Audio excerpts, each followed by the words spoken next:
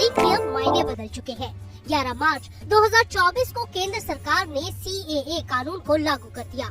CAA कानून लागू होने के बाद गैर मुस्लिम प्रवासियों के लिए भारतीय नागरिकता पाने का रास्ता आसान हो जाएगा। लेकिन CAA कानून लागू होने के बाद लोगों के मन में कई तरह के सवाल भी उठ रहे हैं। अब ऐसे में लोग कंफ्यूज है कि आखिर देश में CAA कानून लागू होने के बाद इससे किसको नुकसान होगा और किसे फायदा।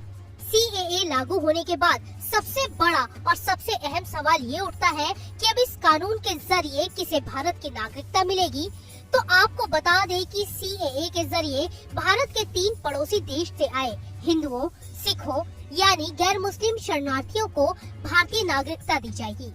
CAA की डेडलाइन के मुताबिक 31 दिसंबर 2014 से पहले भारत में बसे बांग्लादेश, पाकिस्तान और अफगानिस्तान से आए हिंदू, सिख, जैन, बौद्ध, पारसी और ईसाइयों समेत प्रताड़ना झेल चुके गैर मुस्लिम प्रवासियों को भारतीय नागरिकता मिलने का रास्ता आसान हो जाएगा।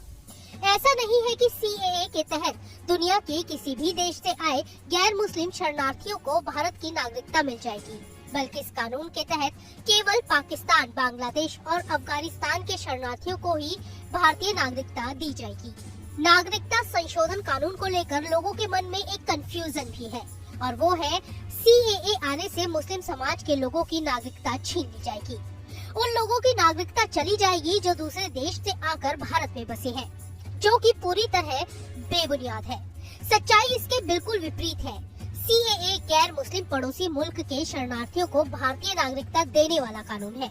CAA के लागू होने के बाद किसी भी भारतीय नागरिक की नागरिकता खत्म नहीं हुई है और ना ही होगी। अब आपको बताते हैं कि CAA से किन किन धर्म के लोगों को भारत की नागरिकता मिलेगी। तो CAA के तहत भारत आए हिंदू, सिख, ईसाई, जैन, बौद्ध, पारसी, यहूदी शरणार्थियों को भारतीय नागरिकता मिलेगी। CAA कानून को लेकर 11 मार्च की शाम को केंद्र सरकार ने नोटिफिकेशन जारी कर दिया।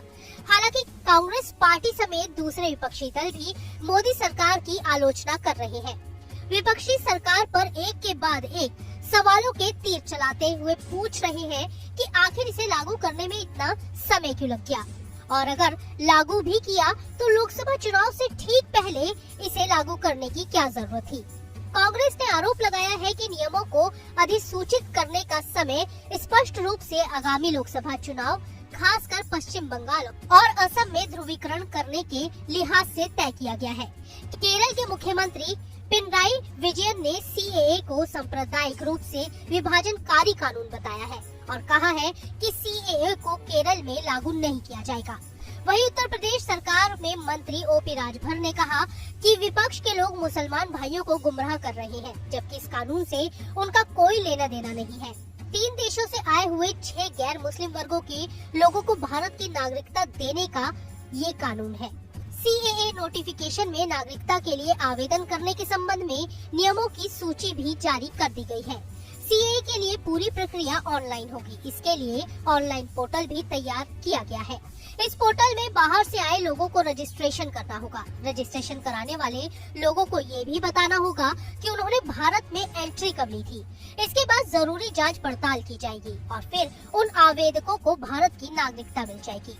विपक्षी पार्टियां चाहे कुछ भी कहे, लेकिन इन सब बातों के बाद ये बात तो तय है कि CAA कानून लागू होने से देश में रहने वाले किसी भी धर्म, जाति या समुदाय के लोगों को कोई नुकसान नहीं होगा और न ही उनकी नागरिकता छीनी जाएगी।